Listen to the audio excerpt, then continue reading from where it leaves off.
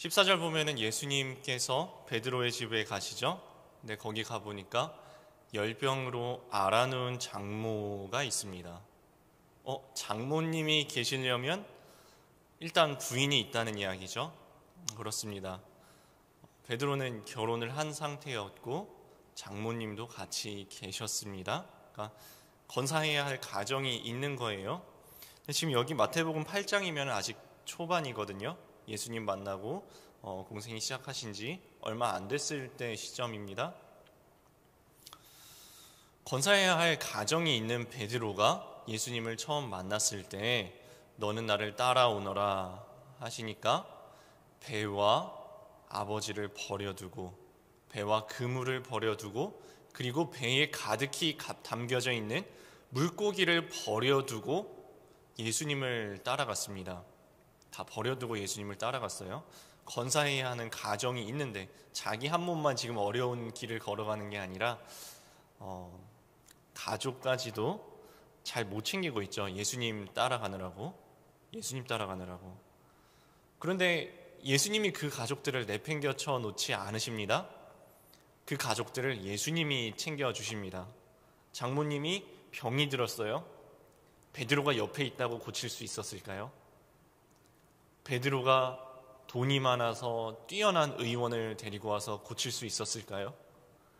베드로가 맛있는 거를 해드려서 애초에 병이 안 걸리실 수 있었을까요? 베드로가 할 수 있는 게 있었을까요? 사실은 하나님께서 돌봐주셔야 한다는 것입니다. 오늘 말씀 마태복음 8장 말씀인데 바로 지난주 금요일 말씀에 보면은 마태복음 6장에 이런 이야기가 나와요. 예수님이 염려하지 말라라고 하시면서 공중에 나는 새를 보아라. 하나님께서 먹이시고 살려주신다. 들의 백합화를 보아라. 하나님께서 입혀주신다. 그러므로 너희는 무엇을 먹을까? 무엇을 마실까? 무엇을 입을까? 염려하지 말라. 너희는 먼저 그의 나라와 그의 의를 구하라. 그리하면 이 모든 것을 너희에게 더하시리라 말씀하시죠. 오늘 말씀 베드로가 딱 주님 말씀에 그와 같이 그대로 순종했을 때 어떻게 해주시는지 보여주신 겁니다. 먼저 그의 나라와 그의 의를 구하라. 그리하면 이 모든 것을 너희에게 더하시리라 하신 말씀대로 주님께서 너는 나를 따르라 했을 때 아멘, 제가 따르겠습니다. 근데 제 가족은요? 그거는 내가 책임질게 라는 말씀이에요. 그래서 책임져 주신 겁니다. 장모를 고쳐주시니 즉시 열병이 떠나갑니다. 우리는 이렇게 착각하고 삽니다. 인생 내 능력으로 사는 거야. 내가 노력해서 사는 거야. 내가 잘나야지. 내가 조금 부족해? 그러면 열심히 노력으로라도 해서 채워야지. 물론 성경에서도 우리 그리스도인들이 각자의 삶의 자리로 보내어진 청지기로서 최선을 다해 살으라고 말씀하고 있습니다. 그런데 오늘 말씀은 누구를 의지하냐는 겁니다. 최선을 다한다고 그렇다고 나를 의지하고 사는 삶이 아니라 사실은 생명은 우리 인생은 우리 가족은 우리의 모든 것은 주님께 속하였고 주님께 맡겨드릴 때 주께서 돌보신다라는 말씀을 오늘 말씀에 이렇게 풀어서 우리에게 말씀해 주고 있는 것입니다. 사실 우리는 마음속에 계획들이 많아요. 우리 장모님 내가 이렇게 돌봐야지. 우리 가족 내가 이렇게 챙겨야지. 우리 통장 잔고, 우리 집, 우리 차, 내 명예, 내 건강 내가 이렇게 해서 챙겨야지라는 계획들이 많습니다. 특히 이 새해가 되면 계획들이 많아요. 성경 말씀은 우리에게 이렇게 이야기합니다.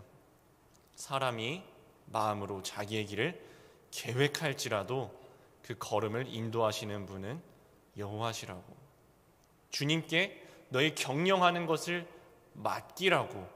그렇게 하면 이루어진다고 분명히 말씀하고 있습니다.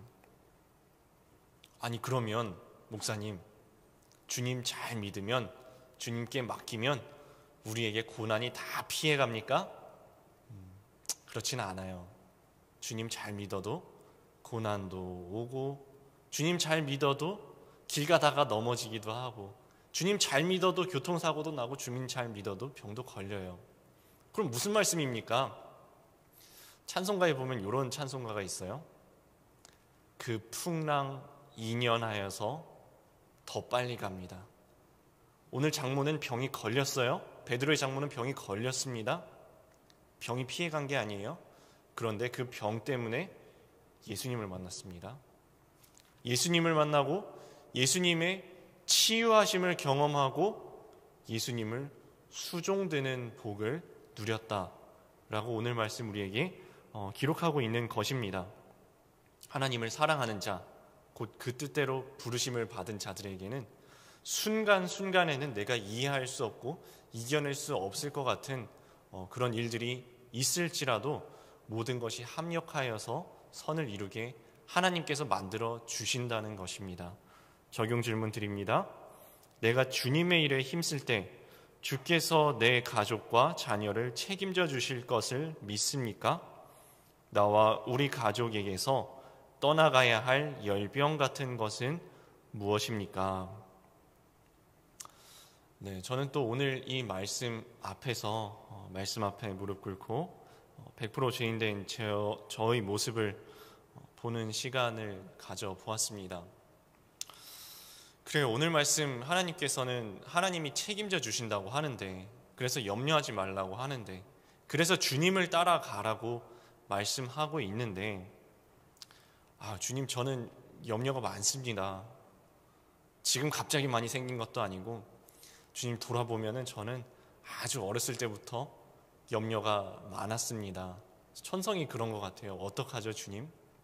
이렇게 말씀 앞에 가만히 생각하고 보니까, 그래 나는 원래 어렸을 때, 진짜 어렸을 때부터 걱정이 많았지 하는 생각이 들더라고요. 여러분 학교에서 그 숙제들을 옛날에 내줬었죠? 다 해가셨나요?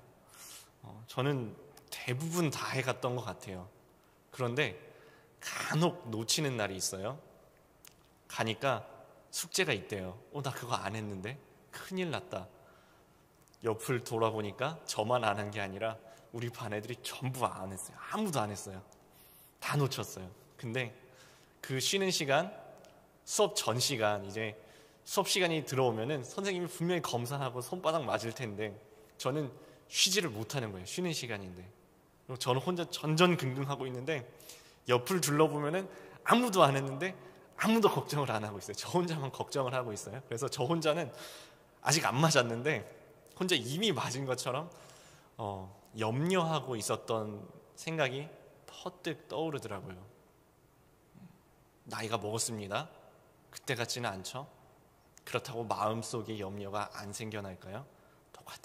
똑같아요. 그래서 주님 앞에, 말씀 앞에 무릎 꿇고 이러는 겁니다. 하나님, 저는 안 그래도 천성적으로 염려가 많은데 오늘 말씀 모든 것은 주님께 속하였고 생명이 주님께 속하였고 인생이 주님께 속하였고 너는 나를 따르라. 아멘. 주님, 제가 주님 따르겠습니다. 주님 꽉 붙잡으면 주님께서 책임져 주신다는데, 근데 주님, 저는 아직까지도 염려가 많은걸요. 쓸데없이 염려하는데요. 또 이런 말씀이 갑자기 또 기억이 납니다. 아까 말씀드렸던 마태복음 6장에 보면은 정확하게는 이렇게 말씀하셨어요. 들의 백합화를 보라. 하나님이 입히신다. 저 솔로몬의 영화로도 이 꽃 하나만 갖지 못하였다.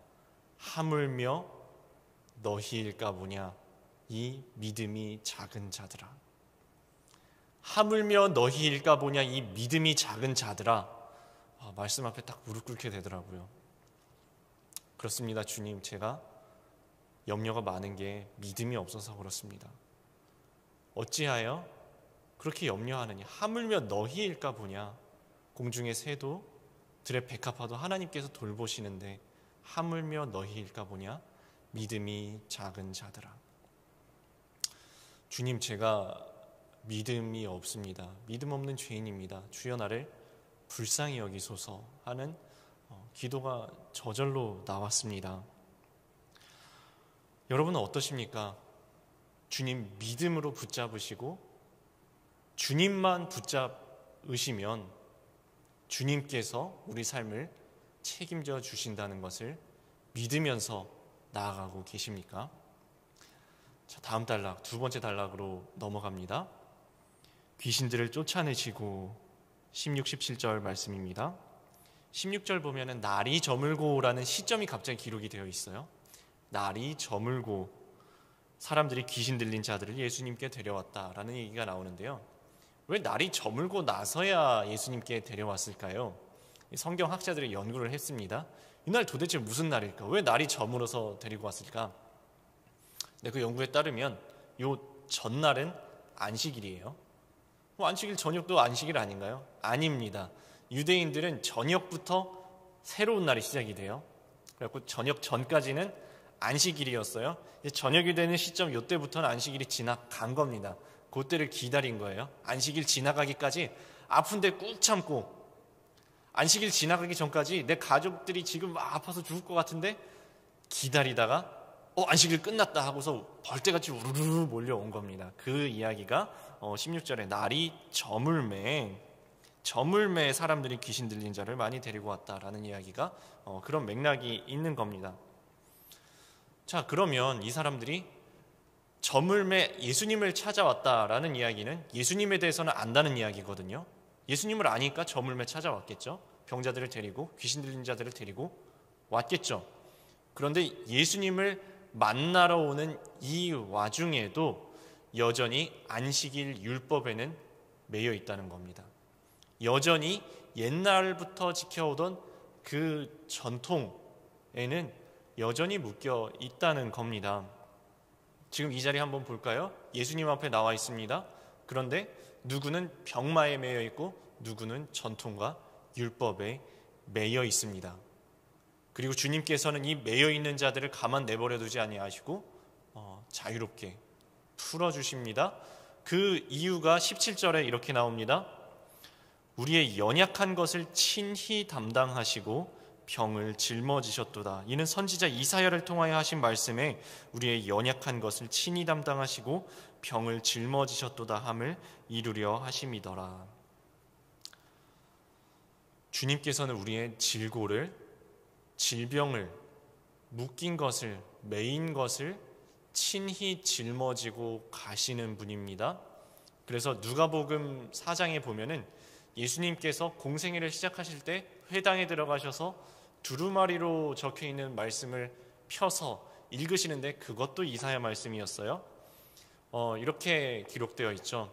주의 성령이 내게 임하셨으니 이는 주께서 내게 기름 부으사 가난한 자들에게 복음을 전하게 하시고 포로된 자에게 자유를, 눈먼 자에게 다시 보게 함을, 눌린 자에게 자유를 선포하고 주의 은혜의 해를 선포하게 하려 하심이라 라는 말씀을 읽으셨다는 내용이 기록이 되어 있습니다.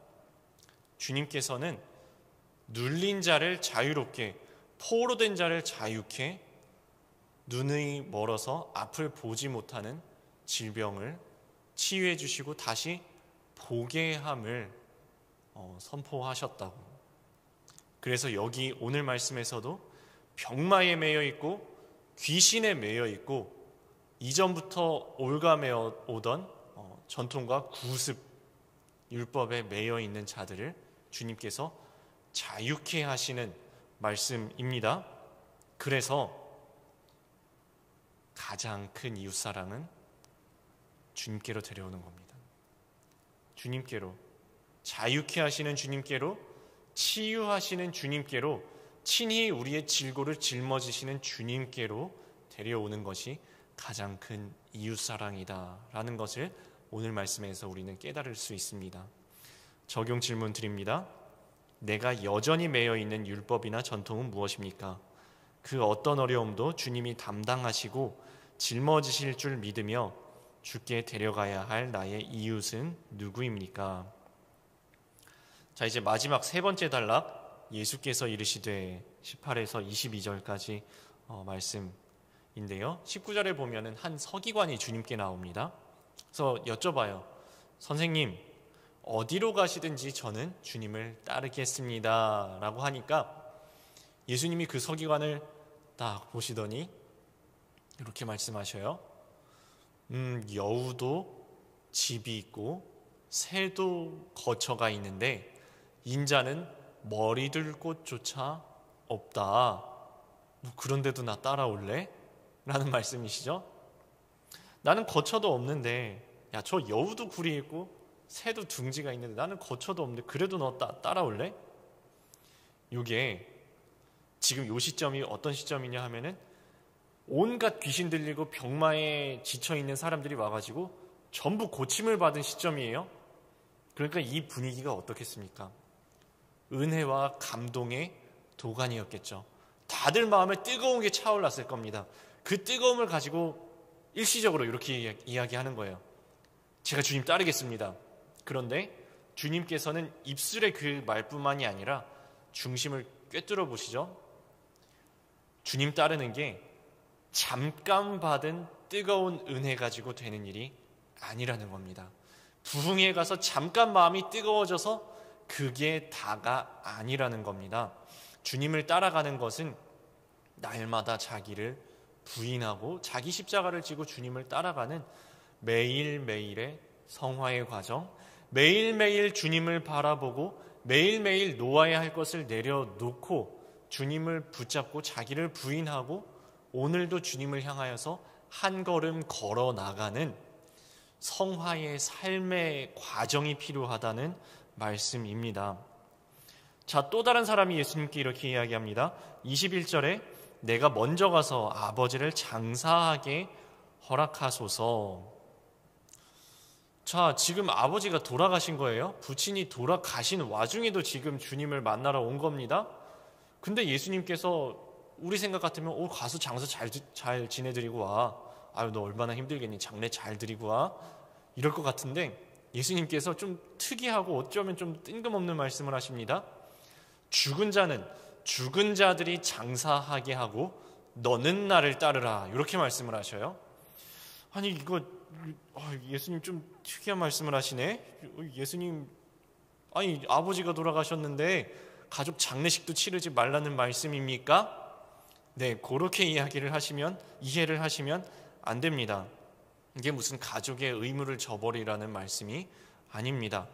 교회 예배 나온다고 집안일로 내팽개치면 된다는 이야기, 친척들도 돌보지 않아도 된다는 이야기 아닙니다. 예수님은 단순히 이 순간 2000년 전 눈앞에 있는 요 한 사람만을 두고 말씀하시는 것이 아니라 온 인류와 모든 믿는 자들에게 표징이 되도록 다 들으라고 하시는 말씀일 때가 꽤 여러 번 있습니다. 다시 한번 말씀드립니다. 성경에 보면은 예수님이 갑자기 이상한 얘기를 하실 때가 있어요. 이상한 얘기, 갑자기 그 맥락에 맞지 않은 뜬금없는 이야기를 하실 때 상당수는 그 한 사람 향해서 이야기를 하시는 게 아니라 다 들으라고 이야기하시는 겁니다. 다 들으라고. 그 대표적인 예가 예수님께서 사마리아를 지나가실 때 우물가에 있는 여인을 한 사람 만나시죠. 예수님이 이러셔요. 나에게 물을 좀 달라. 그러다가 갑자기 이러셔요. 아니다. 야, 네가 사실은 나한테 물을 달라고 해야 한다. 갑자기 뜬금없는 말씀을 하셔요. 그래갖고 여인도 놀래요. 그래갖고 아니 우물은 깊고 당신은 무슨 두레박도 없는데 무슨 당신한테 물을 달라고 합니까? 이상한 이야기 하신다는 이야기죠. 그러니까 예수님이 이러셔요. 너 말 한번 잘했다. 이 물을 마시는 자는, 이 우물의 물을 마시는 자는 다시 목마르려니와 내가 주는 물을 마시는 자는 영원히 목마르지 아니하리니 그 물은 그 속에서 솟아나는, 영생하도록 솟아나는 샘물이 되리라. 요 말씀하시려고 한 겁니다. 지금 단순히 우물물 이야기하시는 게 아니라는 거 명확히 아시겠죠? 예수님을 붙잡으라고, 예수님이 생명의 샘물이 되신다는 이야기 하려고 하신 겁니다. 그러면 오늘 말씀 아시겠죠? 장례식 가지 말라는 이야기, 가족들을 챙기지 말라고 하신 이야기가 아니라 우리 전부 들으라고 하신 겁니다. 뭘 이야기하시냐 하면은 우선순위에 대해 이야기하신 겁니다. 무엇이 더 중요하냐? 가족이 더 중요하냐? 주님이 더 중요하냐? 선택지를 내미시는 거예요. 하나님 붙잡아라. 가족 붙잡고 하나님 놓치는 게 아니라 하나님 붙잡으면 하나님께서 돌보아 주신다. 아까 그 얘기 또 하시지 않으셨어요? 맞습니다. 똑같은 이야기입니다. 똑같은 이야기입니다. 베드로의 장모의 열병을 주님께서 고쳐주십니다. 이 각색 병든 자들, 귀신 들린 자들 주님께서 자유롭게 하십니다.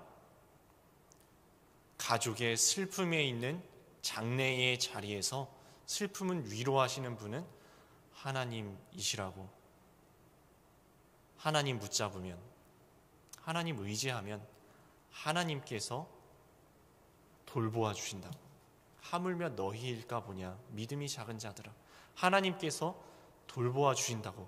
그러니까 너는 나를 따르라, 너는 나를 따르라 라는 말씀으로 오늘 말씀이 결론이 나오는데요.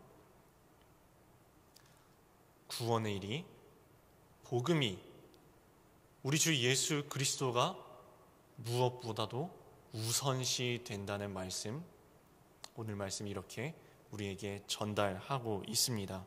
마지막 적용 질문 드립니다. 주님을 따르는 이유가 내 열심입니까? 구원입니까? 중요한 일과 급한 일을 잘 분별하여 주님을 따르고 있습니까? 네, 오늘 말씀 어떻게 받아들이셨나요? 사실은 어려운 말씀이에요. 어려운 말씀이니까 예수님을 눈앞에 두고도 이 사람들이 헤매고 있었겠죠. 예수님을 눈앞에 두고도 주님 붙잡으면, 먼저 그의 나라와 그의 의를 구하면 이 모든 것을 더하여 주신다는 말씀. 하물며 너희일까 보냐, 믿음이 적은 자들아. 하나님을 붙잡으라고, 하나님을 의지하라고, 주님 믿는 믿음으로 아멘, 제가 주님 따르겠습니다, 너는 나를 따르라 하셨을 때 아멘, 제가 주님 따르겠습니다, 주님 붙잡고 주님 바라보며 살아가겠습니다 할 때 주님께서 책임져 주신다는 말씀, 믿음으로 아멘으로 받으시는 오늘 하루 되시기를 주님의 이름으로 축원합니다. 함께 기도하시겠습니다. 사랑의 주님, 먼저 그의 나라와 그의 의를 구하면, 주님을 붙잡으면, 주님을 꽉 붙잡으면 주님께서 이 모든 것을 더하여 주시겠다 약속하셨는데, 주님께서 돌보시겠다고, 주님께서 치유하신다고, 주님께서 위로하신다고, 주님께서 찾아가시고, 주님께서 그 생명 책임져 주신다고, 살려내시겠다고 약속하시는데 저희 믿음이 없어서, 저희가 믿음이 없어서 늘 두려워하고 염려하고 마음이 흔들리고 그 두려움에 얽매인 채 살아가고 있음을 주님 앞에 고백하고 회개합니다. 주님, 저희가 믿습니다. 저희의 믿음 없는 것을 도와주시옵소서. 하나님, 어느새 새해가 며칠이나 2주가 넘게 지났습니다. 올 한 해 주님을 향한 믿음으로 살아가는 한 해 되기 원합니다. 오늘 하루의 발걸음 주님을 향한 믿음으로 걸어나가는 믿음의 발걸음 되기 원합니다. 주님, 저희들을 불쌍히 여겨 주시옵소서. 감사드리며 예수님의 이름으로 기도드립니다. 아멘.